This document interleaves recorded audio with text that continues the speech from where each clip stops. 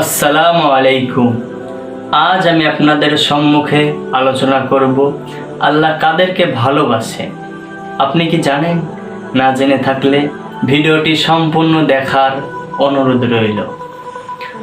আল্লাহ সুবহানাহু ওয়া তাআলা কোরআন ও হাদিসের মধ্যে কিছু মানুষের কথা উল্লেখ করেছেন যাদেরকে তিনি ভালোবাসেন।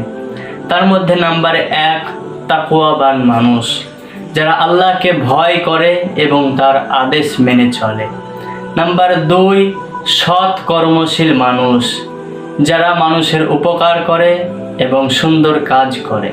নাম্বার 3 তওবাকারী মানুষ, যারা নিজের ভুল বোঝার পরে আন্তরিকভাবে আল্লাহর কাছে ক্ষমা চায়। নাম্বার 4 পবিত্রতা রক্ষাকারী মানুষ, যারা নিজেদের বাহ্যিক ও আন্তরিকভাবে পবিত্র রাখে। নাম্বার 5 ধৈর্যশীল মানুষ, যারা বিপদ আপদে ধৈর্য ধারণ করে।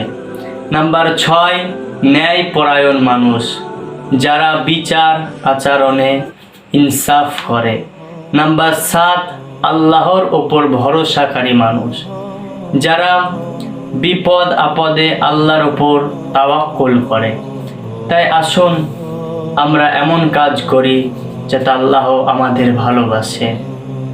আল্লাহর ভালোবাসায় একজন মুমিনের সবচেয়ে বড় সফলতা।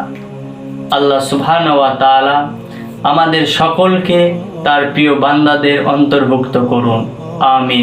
তাই এরকম সুন্দর সুন্দর ভিডিও পেতে চোখ রাখুন নাজমুল হক অফিসিয়াল এই চ্যানেলে, এবং ভিডিওটি ভালো লেগে থাকলে আপনি লাইক কমেন্ট শেয়ার করে সকলের কাছে পৌঁছে দিন।